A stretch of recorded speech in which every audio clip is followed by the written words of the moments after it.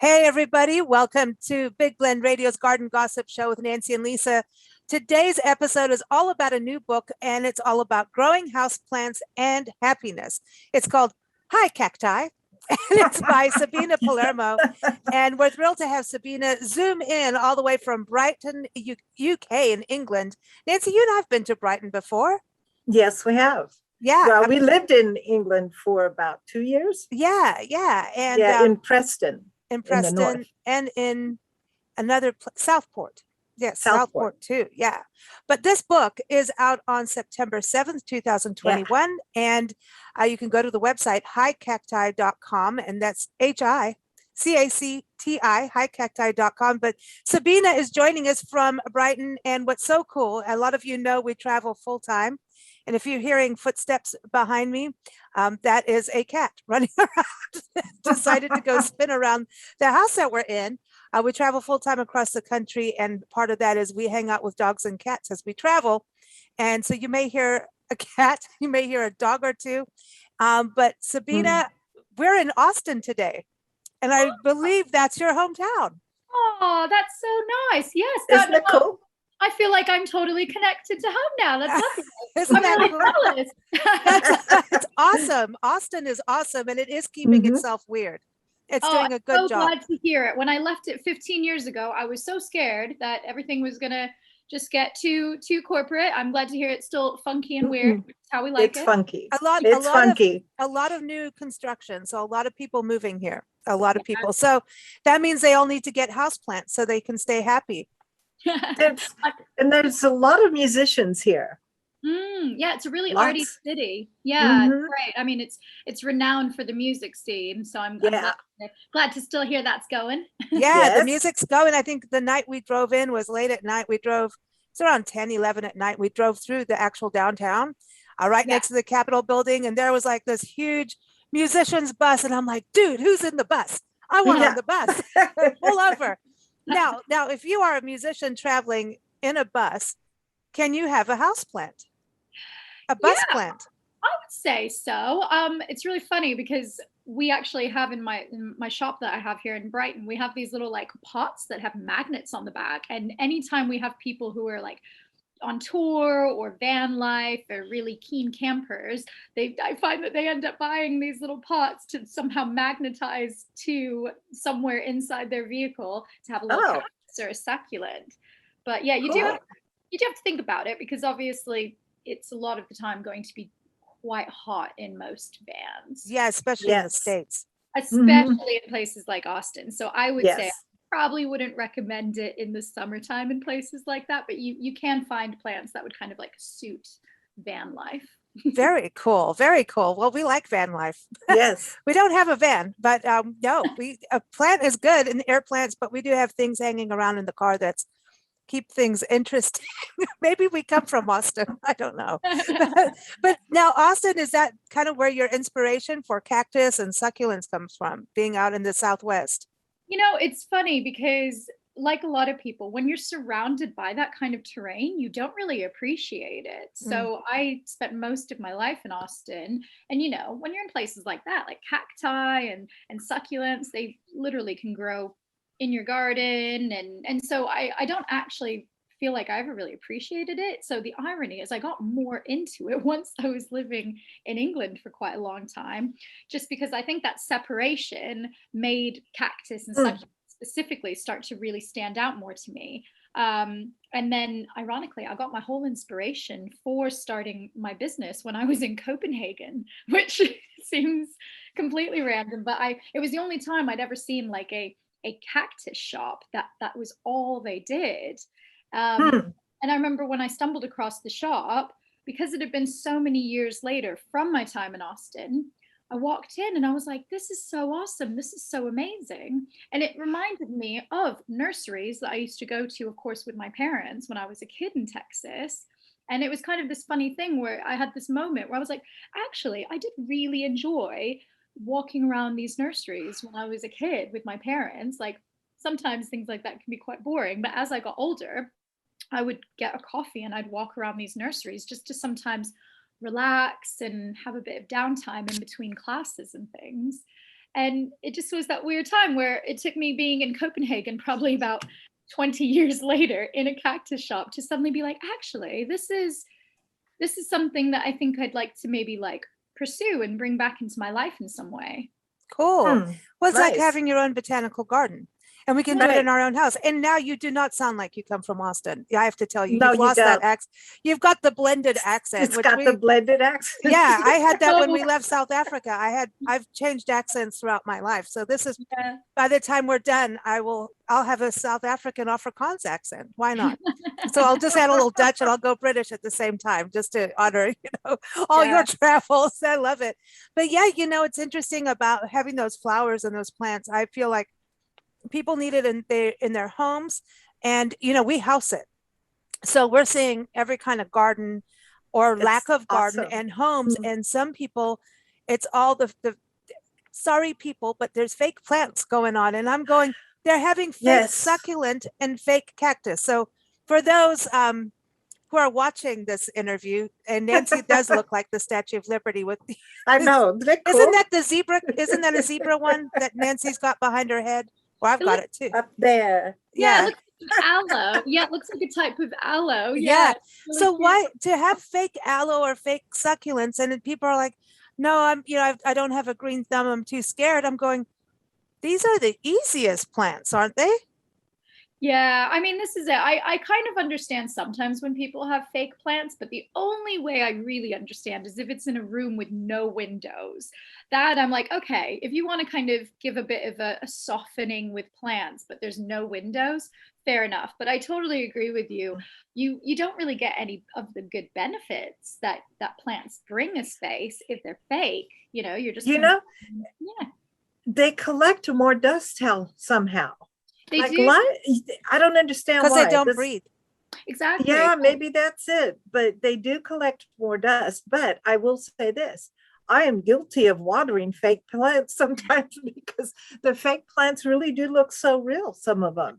Some of that them. I water them and then I'm like, well, why don't I just wash them because they're dead already, So, it's like, but getting the dust off of them, especially if they're anywhere near a kitchen, they get greasy dust. I don't know.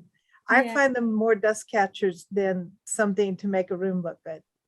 No, definitely. I mean, that is one of the many benefits of houseplants is they do still like suck in and get dust particles out of a room. But you're absolutely right. They don't kind of just dust sits on them. And this thing too is like plants literally indoors. They act like little particle hoovers, like vacuums, where they'll literally clean air. You said Hoover. I know, I caught myself. I'm finally speaking to some Americans and I just said Hoover. That is so funny. And It's like, so- I've got to go Hoover. Your flat. You're going to Hoover your flat. My Hoover has a flat.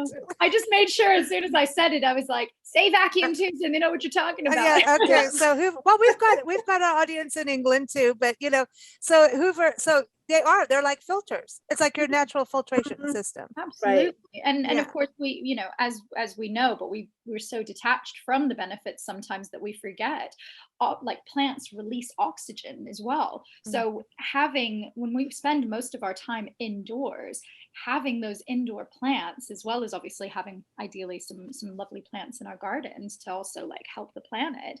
But because we bring so many different things into our homes, especially in new build buildings, where all of the rugs, the carpets, the soft furnishings like pillows and sofas, everything like that is going to be letting off toxins in our closed-in rooms and homes, let alone the chemicals and paints that we use and varnishes as well. So it's really amazing because even scientifically, when you look at the tests that they run to check air purification that indoor plants give, we should, in theory, really have like a plant every few square feet just to start kind of balancing out and helping with that kind of airflow and cleaning our air. I think that That's true. offices need to do it. But now, with this whole COVID thing, more and more people are turning to staying at home. Our whole work life is changed.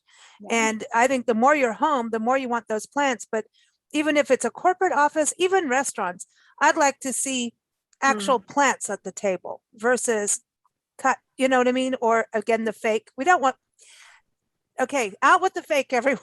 No fake allowed. But, you know, if we planted plants, I don't know, for just working, you need that oxygen. Otherwise, you have that afternoon slump and then say, I want to go have a martini lunch. Well, I agree. I always find it really surprising. And to be honest, that's actually how my whole business started out, is where I was making concrete pots and putting Cool. little cactus and succulents in them. And I started just doing it for myself once I started getting into it after that trip to Copenhagen.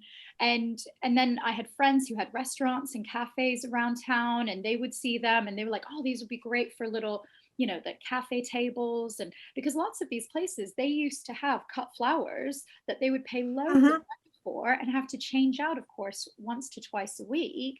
And those are the cafes and the restaurants that saw my pots. And I'd be like, yeah, really, all you need to do is add these cactus and succulents. Most of the time, they only need to be watered once a month, maybe twice a month max.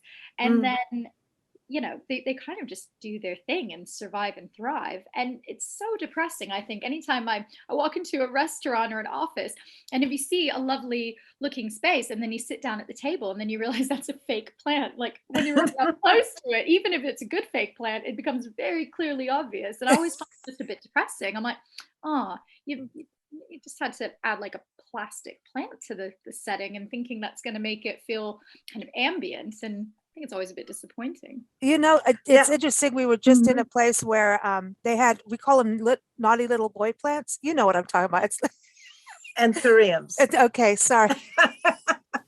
Well, they are, and so they're Lisa. well, they are little boy plants. They're, well, the peace lily too. Like, come on. Well, anyway, it wasn't looking so happy, and all we did is like a splash of water, and all of a sudden, there's this color added to the house. This whole room changes according to colors. I think they're like cool house plants, and there's just, I don't know, that when they bloom, it's exciting, and you see a bud. Like, aren't you going to look every single day like you do in your garden? And again, going back to people working at home, it's kind of like your indoor and your outdoors can connect through plants. Like, you can feel like you're outside, like when it rains or it's one of those days you can't sit outside because of the weather, you want your plants. Yeah. Totally. You feel that, otherwise you go crazy. Absolutely. So there's flowers that you can have, flower power.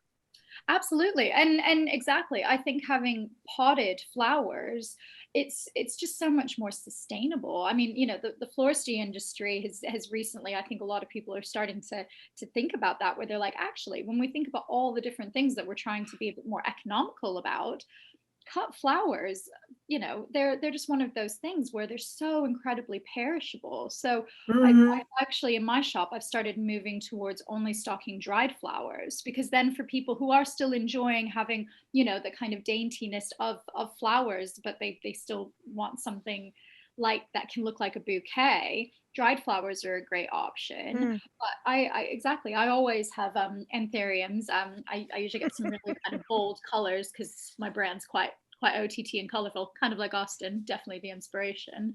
And so we call them, I don't know if this has the same common name, but we call them flamingo flowers. Oh, which okay. is lovely. I mean, I also like your nickname for them, which is quite hilarious. Sorry. Well, listen, plants are supposed to be fun, and this is about happiness. So, you know, you talk to them. So if you have a little boy plant, you're like, oh, look at you today. No, aren't you a happy little boy? You're a happy little boy. So the other thing too, well, you talk to him. All right. So you talk about meditating with your plants. So there's that Zen part of it, of caring for something that does feel joy. You know, when you're feeling down, the first thing to do is to go help somebody else you feel better. Absolutely. And I think that's it. The act of nurturing, you know, I mean, as humans, I think it's a huge part of who we are, is like you were saying, if you see somebody who needs help, like a lot of our gut instinct is to immediately help them. And so I think for a lot of people, especially through this crazy pandemic time, I think lots of people instinctively got into plants because, for example, if you don't have a pet, and you know, plants are another really accessible way for people to nurture and care and look after something. And you see those parallels and how it makes you feel when you see that new leaf kind of unfurl or a flower coming up and just new growth, and noticing how much bigger a plant's gotten while it's been under your care. It gives us a boost. I mean, it's really interesting because in this country, I know that doctors and therapists have started literally prescribing plants to people. Oh, wow. Yeah. That's cool. Yeah, exactly. Green therapy, literally.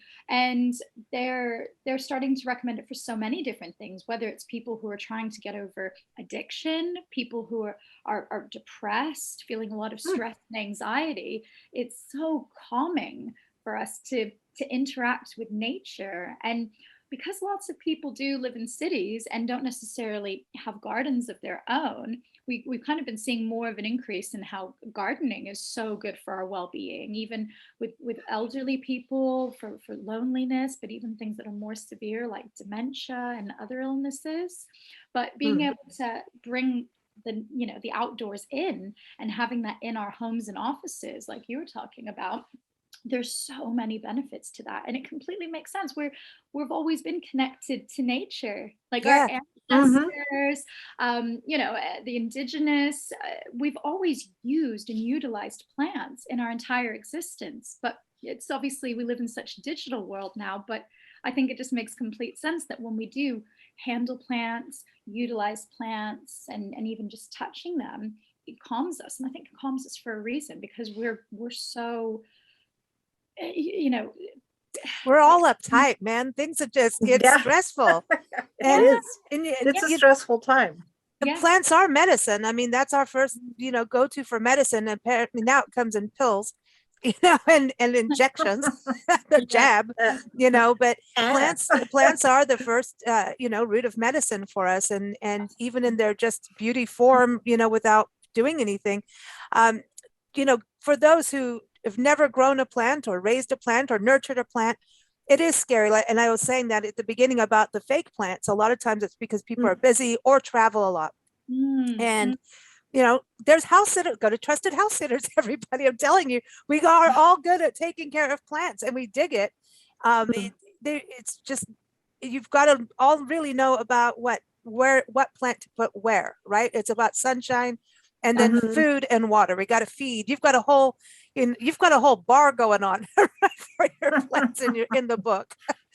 food and drinks for the plants. So you've got 20 plants that you cover in there that are easy for people to get. And a lot of these you can start propagating yourself, too, which is fun. Well, yeah, we talk about that in the book. I kind of recommended like my personal 20 kind of easy care go-to plants, and I intentionally chose them because they're the ones that when people come into my shop and they say, I'm a plant killer, I've never had a plant, or any of those kind of signs, I say, okay, well, let's start you in a way where you're going to succeed. Like, let's start you with something that is quite low maintenance. And a lot of the time, obviously, people's confidence with these things, literally pun intended, grows along with their plants. And I think that's it. It's like, just start with something that suits your lifestyle. If you know that you're out of town a lot, then get something that does only need to be watered maybe that kind of once a month, things like that. And even in the book, I've got a little section where we talk about ways that you can water your plants while you're away on holiday.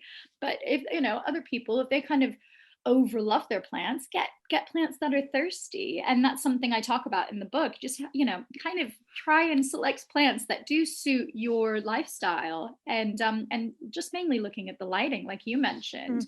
I think that's the number one thing to always consider. It's like, where do you want to put the plant, and then have a look at really briefly and basically where a plant comes from. So humid space and it's quite bright but doesn't get a lot of direct sunlight, then tropical plants are perfect. Desert plants are great for people who thrive from neglecting their plants. I saw in your book that you talk about how to tell the lighting. Do you want to say something about that? Because people sometimes they get confused over direct light, softer light, filtered light. I love how your light's going in and out when you say that too, Nancy, on this. I know. She's in the window. I'm in the window. I'm sitting in the window right now.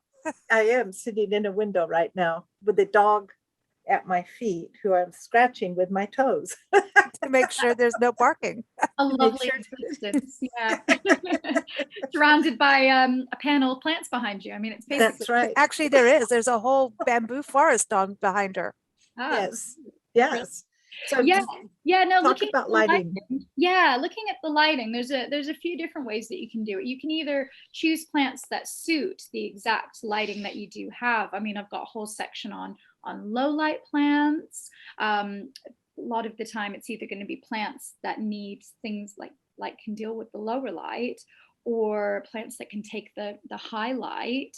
But there's even little tricks that you can do if you do have, like, let's say a south facing window and the light's quite intense, and maybe you don't necessarily want to just have cactus and succulents. You can even put like one of the little sheen curtains over it, because as long as you're doing something to filter that light a little bit, then that's going to make it so it doesn't fry. But yeah, one of the little tips is basically holding a white piece of paper, like just like a printing paper, and holding it up behind it and just seeing how much you can see the shadow of your hand. That's just a really good way to start to figure out how much kind of intense sun it's going to get. But I think a lot of the time it's just about kind of paying a little bit of attention. One, your plants do talk to you. I think plants Yeah. with a pretty good sign sometimes of if they're happy and not. And you know, Right. you're paying a little bit of attention to a slight wilting, to discoloration of leaves, you can always still move it around your home or office. And Is that the discoloring? Recently we were in a house where we've been before, and they just moved the plants because they're staging it to sell. And all of a sudden I turned around, the plant was watered and fine, was going brown. And I'm like, oh, you put it away from the window. Quick, Yeah. can I move your plant? It's, so it was getting this brown, and I'm going, is it fertilizer? Is that a light thing? So what would be the first thing to think of when you see that discoloring? Yeah, I mean, unfortunately, the different colorations can depend the plant type, but a Yeah. lot of the time, like on paper, yellowing of leaves is a sign of overwatering, for example. And like you were saying, browning of the leaves is potentially kind of like root rot, and so therefore maybe it's not getting enough light to dry out between those waterings. And if it's brown tips of the leaves, a lot of the time if it's crispy and brown, then that's going to be that it's not getting enough water, that it's thirsty. Okay. That was interesting because she had it's one of those that stretch out with vines everywhere, like a wandering Charlie kind of thing. And so the whole plant at the base was just covered with what was growing and then pushed all into the pot. Oh, So I don't think it was breathing, yeah, aeration. Yeah, being able to aerate that soil as well. I mean, this is it. Sometimes if people have just too much soil compacted into a plant pot, and especially if there's not a drainage hole, if there's nowhere for the water to go and it's just within a pot, then that can be another one of the problems. So, yeah, we always kind of need to make sure, and we talk about this quite a bit in the book, that realistically the lighting is one thing and then proper drainage is another. There's different ways that you can kind of add drainage layers to your soil or into a pot that doesn't have a drainage hole, just to make sure those roots can still breathe. So it's interesting about you being in England with this. So it kind of shows that anywhere can have plants, because you think about snow and everything, and it's, but you get rain in England. We know that. You get tons of rain. Yeah. But we were in Wisconsin over winter, Madison, Wisconsin. I mean, we're talking real snow and real cold. And they had plants all along the front window. And then there's this white light that comes from the snow, and it's cold out there. You have to have a toddy to do anything. That's the only way to survive. But her plants, she had a tomato plant, and it's some fancy Italian name that I don't know, but it's a big deal. Had over Christmas, and she called it the Christmas miracle plant. She had tomatoes, and then she had peppers growing in the winter. So we were like, how did this happen? Over winter. It was very odd. But it was light and keeping the house was temperature. warm. Yeah, keeping that temperature, and it was pretty amazing, but they really had a lot of light. And so that's something too. I just, you know, you can kind of stretch it. It was trippy, but good for Yeah. her. Yeah, and that's it exactly. You know, depending wherever you live, you know, there's so many indoor plants especially that can survive inside your houses that would never be able to grow in your garden. And you know, cactus and succulents, for example, they've you know, definitely having a massive comeback at the moment. They've become really, really popular again. Mm. And you know, you can have them even in countries like England, where unfortunately a lot of the time it's raining, it's gray, we don't necessarily have the sunniest climate here. It's definitely not like Texas at all, but you can always find those spots in your home that do get a bit more of that direct sun, and then line them up lovely on a little windowsill. So I definitely think it's just about paying attention and utilizing what you have. You definitely won't be able to have cactus outdoors in this country, but it doesn't mean that you still can't have a plant if you just figure out lighting wise where it's going to be able to get like the most.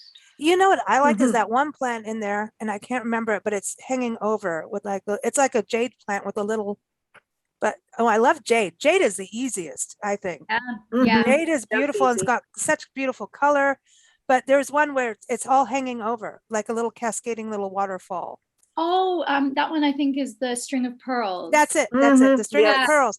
I love that because that's the That's other so thing. interesting. We always want to go for color, and we're very into like, yeah, look, it's blooming. You know, it's like South Africa. We used to have those little stone cactus. Lithops. Yeah, and they would bloom, and it would be like, everybody stop! They bloomed. They bloomed. You know, but and you see them growing out in the wild, which is really cool. And then now we can have them in our homes. You know, but and even trying to grow cactus from seed, that's a whole other adventure. It's cool. Man, absolutely. It's cool. People, it's so amazing. And like you said, so fulfilling to do it for yourself at home. But when people come to my shop, people are always like, wow, do you grow all this from seed? And I always have to say to them, I'm like, that is another whole different That's business. a whole. If I was growing things from seed, I would have no stock, especially exactly succulents, because they're so slow growing. So yeah, it's a labor of love. Time. It is a labor of love. But I think it's also the like, it's basically when you think about landscaping, right? You put this plant here and then this, you know, up and then low, and how you want things to be seen. But there's like the pearls, that one, the string of pearls adds this kind of flow to your home. You know, absolutely. You know, everything's so square in homes. Well, I think one of the things, you know, when you go to certain areas like the Southwest, we have adobe homes that have curves in them, and we get so boxy in lives that inside our house we have to have something that adds flow and curve. And I don't know, is it feng shui? I suppose it can give you some feng shui, right? Well, so that's a calm, soothing, you know, and it's interest points, because everything in a home is like a square box until you do something to soften all the lines. You know, so it is feng shui, and it's just points of interest and textures. Plants bring textures, because walls, okay, you have paintings, and then you have plants. And I think that's it. I always think this whenever I go and do kind of like plant consultations in different offices and restaurants now.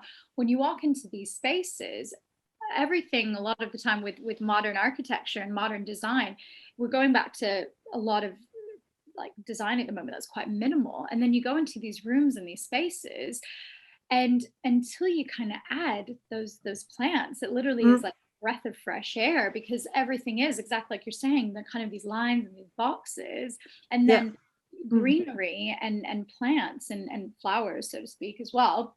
They do literally add life, like literally life into a space, but aesthetically, even for the eye, all the different textures and shapes and colors that you can get from plants really, really soften a space. Like I think a lot of the time you walk into even like a doctor's office or a dentist's office. Oh my gosh, stop the white. I know that all right. And then I really always notice as soon as they've even got that bouquet of flowers or a palm tree in the corner, I always think, oh, I'm so glad that they thought of that, because these are spaces and places that can cause people a lot of kind of like tension and fear and anxiety. But adding that little bit of life just really does relax people. And you can talk to the plant while you're going through it. Absolutely. Like, you know, Yeah, I right? had a dentist once that Mm. put a hummingbird, a little glass ornament of a hummingbird up in the window so I could look at the hummingbird because I was not a very good patient. That was one of those. And you do put me in a jungle, you know. There's the other side too. We can all get into carnivorous plants. That's another thing. Oh, they're interesting. If I was ever to Really stop cool. traveling like we do, I'd be on the road all the time. I would definitely want to just going to like all these botanical gardens we've done and going into the conservatory area when a lot of them closed during COVID, you know, the conservatory, you know, because it's closed, but going into those spaces and seeing all the tropical plants that you can grow inside, it's a Yeah. really good place to get ideas. Mm. But going into the ones that have like the pitcher plants, you know, with the Mhm. carnivorous plants, I'm like, this is some cool stuff, you know. So Mhm. cool. I mean, the big I thing with want some. yeah, the big thing with those is exactly like you were saying, you know, you have to pay. Like I would not classify those as easy care plants. No, no. They need that humidity and like a lot of the time the kind of specific lighting and heat and humidity requirements, but they are so phenomenal. I mean, when you see them, you're just like, I can't even believe that that is even in the same genre as other plants because they're just so weird and wonderful. Mm, Yeah, they are really, really fun though. Mm. Like we used to have when I was a kid, my mom had Venus flytraps. cool. That Like, just yeah. blew my mind. And she used to feed it hamburger, raw hamburger meat. And she on a toothpick, put a little bit in, and the plant would come down and clamp like it had all these it almost looked like teeth. When it would swallow the hamburger, I'm like, dude, It's the day of the triffids, that's man. so cool. Well, funny enough, I don't know if you guys can see because what you've reminded me of totally reminds me of Little Shop of Horrors. But Yeah, this yeah. monstera right here is Uh-huh. called Audrey too, and you can't quite tell, but she is massive. She's a very big Beautiful.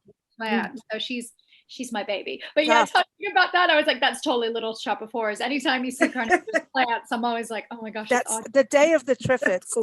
That the triffid Yeah. thing. That's still mine when they come after you with the click, click, click. But anyway, we want people to have plants and not fear. But, Yeah. but we did get to see. We went to what forest was it? Oh, it was Big Thicket National Preserve out near Beaumont, Texas. Oh, It's a no. national park, and you go out. And when we were at the wrong time of year, but I really want to go back because it's all swamp. And I Mm. dig swamps, right? And Mm. so there's this boardwalk you're walking through, and you know, like anything. Well, we did see snakes and stuff. It was cool.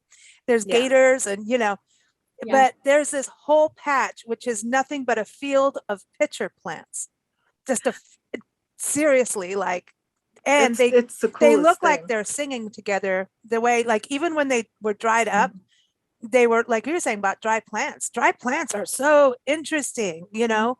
They create, I don't know, there's something about fall or autumn in England, Mm. that whole, the architecture of plants is fascinating, you know, that you can use all of that. But the one plant I also love in your book is the prayer plant.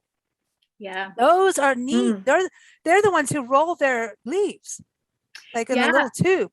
Yeah, they do. So their rolled up leaves is whenever they're a new leaf coming up, and then they open and close from day to night. And that's one of the reasons it's called a prayer plant, is they usually have like Mm. almost quite like oblong shaped leaves, and so they're all kind of fan out to catch the daylight during the day, and then at night they literally close up like that, like hands in prayer. And I always have That's to so tell cool. my customers about it because the amount of times that they'll take a plant home, and if they don't know about that, they think the plant's like going into shock or just really unhappy that first night because they see it close all up and they're like, something's wrong with it. So I always have to almost like send these plants away and inform people that this is totally natural. It'll open back up the next day. It will look return to its normal form, but Cool. they're beautiful. That's That's awesome. cool. I like So that. for garden gossip sakes, we always love to ask this question. If you could house sit for anybody, of course, with the garden thing, right? For a weekend, like just your little, like, I'm Mm. going here to stay in this mansion, or maybe it's a tent with a plant. I don't know. Where would it be in the world? Oh, And of I course, mean, you want to get good gossip while you're there. I mean, yeah, yeah. Gosh, so like a anyway, celebrity home or just you like an could, anyone, you could do Airbnb? anything. Oh gosh. I'm blanking on thinking of a specific person, but I mean, I have to admit, at the moment when you say this, like the place I would definitely go to at the moment probably is the desert, because we've had such a washout of a summer here. It's like August and it still hasn't even started with summer. So I feel Oh, like at wow. the moment, I keep thinking back to like the thing getting me through it is thinking about kind of road trips to like Arizona that I've taken, and just going out to like the Saguaro Desert, which is one of Ah, my that's where we Mhm. used to live, Tucson. That's where our storage unit is. Tucson. Yeah. Yep. Mhm. Tucson's one of my favorite places. I only went for the first time a few years ago. Ironically, never went when I was in Texas, but classic, went when I was living here in England. And yeah, going to the Saguaro Desert, it's become Mm. like just, it feels like therapy. We try to go every winter now, tying it in with a visit to see my folks back in Austin, and my sister's in LA. So I now kind of strategically, Tucson's almost right in between, and so Oh, we try and do a bit of a road trip now every time. And now it's gotten to the point where we're so in love with Tucson and the Saguaro Desert that we go out there now for almost a month in the winter and just literally dry out. that's funny. Well, have you been to the gardens? Because they've got some amazing gardens that all started as residents, like the Tucson Botanical Garden, Tohono Chul Park. There's the Tucson not the botanical, the desert garden, the living garden, the Sonoran Desert Museum, I think. Yeah, Been to that. that one, yeah. And if you go to DeGrazia Gallery in the Sun next time you go, this is Ooh. an incredible gallery Oh, that's nice. built by hand with the Yaqui Indians and local Mexican families that were friends with the artist Ted DeGrazia. Is now passed. He's the most reproduced artist in the world, and it's a trip. So when you go there, he's got like pottery he's made out of saguaros that go with the like the inside of what it looks like on the inside of a saguaro. There's all kind.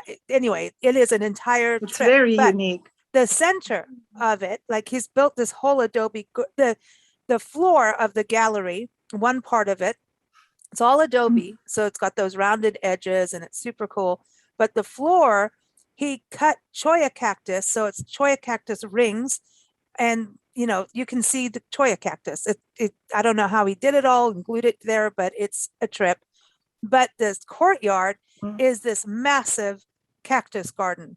And if you go there in the spring or like late winter, like February, March, you may That's get lucky. awesome. Even if it's not in bloom, again, the textures, the colors, the architecture of these plants are incredible. And he's got this giant, the Yaqui Dancer fountain with this giant Yaqui Dancer. You've got to go. Oh my gosh. Just saying, you This must is go. totally going on my list for next time we go. Thanks for the suggestion. But Yeah, yeah, that's fun. that.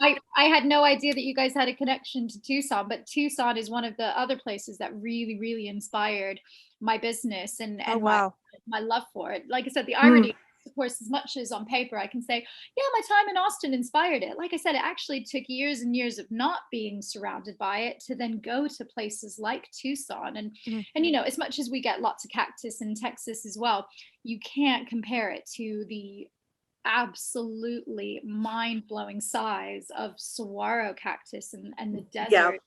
And like you were saying, no matter what time of year you go out to those deserts, so much color, whether the cactus are blooming or not, all of the different wildflowers that you get. And it's just Well, full they of have 5 seasons in Tucson. The Sonoran Desert is like, it's a biosphere between Mexico and, I mean, it's neat. And the saguaro cactus, when they're in bloom, is like, and then when they're done blooming, people think there's like a different kind of flower, but it's the peel of the fruit, that red peel of the fruit that is so amazing. But have you been to Joshua Tree? I have, We yeah. used to live there too. Oh man. So okay, like ironically, you literally just you mentioned the two places. Like if I was like, okay, Gossip Garden, like where would I go? I love, like I went to Pioneer Town. Oh yeah, Peppy and Harriet's. Yeah. Peppy and Harriet's. And oh my gosh, yeah, Pappy and Harriet's. We stayed at the Pioneer Town Motel. Oh Right no way. Very yeah. cool. All the And, celebrities did stay there. oh my gosh. And I'll tell you what, it was the wildest thing because I bet. with that, it was crazy. We just come from doing our kind of Palm Springs out to Tucson and all that road trip. And then we'd never really spent any time in Joshua Tree. So this trip, we're like, okay, we've got to finally stop in Joshua Tree and do that. But we were flying back from LA the next day, and we went to Pioneer Town for the first time. And I'm pretty sure it was March 13th of, where are we now? We're in 2021 of 2020. So this is right when COVID was literally just starting. And we were there. Yeah. We were there. We were sheltered in place in 29 Palms. And where we were actually there the day they closed the park down, because we were filming tent caterpillars coming out of their cocoon thing. And, and we went to go back and film some more to see where they were at in their stage, and we got turned around. But we were there. That's so crazy. So we were all in the same place, basically on the same day. And it was insane, because I don't know if you guys remember, but they had these crazy floods as well. Like that same kind of 24 hours. It felt so apocalyptic, where it felt like the end of the world. I remember it was flooding everywhere. Everything was closing, and we were trying to kind of get to the airport to fly back to England. And because we'd been on holiday, we kind of weren't watching the news. We weren't quite so up to date as everyone else was with what was going on with COVID. And it turns out, because we'd been gone for a month, some of the first cases in the UK were in Brighton. So they'd been kind of like, we're in full like COVID moving towards lockdown mode. And we were just like coming back from this road trip, totally blissfully unaware. And we were at Pappy and Harriet's when it was absolutely packed. And literally almost all of California closed the next day and went into lockdown. And that was the day that we were flying out. And I remember we got to the airport, and LAX, no one was there. There was no queues, anything. Queues again. Queues. I say queue. Yeah, that's funny. Yeah, and that last day in Joshua Tree was amazing, and just being out in that desert again. That was the same day we got turned around, and we went to Mojave Trails, and we went to Amboy Crater, and that was insane. And they have you're in this volcano, all this basalt, however, now basalty. Basalt. I can't now. I'm all twirled around. I have no accent now. But anyway, here's all this lava basically, and wildflowers growing among the lava. I mean, that's crazy. There's nothing like that, and we experienced it up in Oregon this year too, in Sun River. I mean, and then giant pieces of obsidian that look like huge boulders of licorice. It's insane. And then there'll be plants growing among this stuff. Like so when you think about growing a house plant, seriously, if plants can grow through lava, we can have house plants. We can do it. It's possible. We believe in you, and this book can help. That's right. Get it, everybody. All right. So everyone, highcacti.com is the place to go. And we want to keep up with you all. Keep up with us on our shows. Go to bigblendradio.com. We air Monday through Friday. Thank you for joining us, everyone. Again, the book is High Cacti, and we get the full title, because it's High Cacti, Growing Houseplants and Happiness, again by Sabina Palermo, and it's by Leaping Hair Press. We like that name. It's an imprint of the Quarto Group, and they really we do interviews with their authors pretty often, and I have to tell you, their books are always awesome quality. So thank you so much. What a trip, literally. Cool. Thank you guys.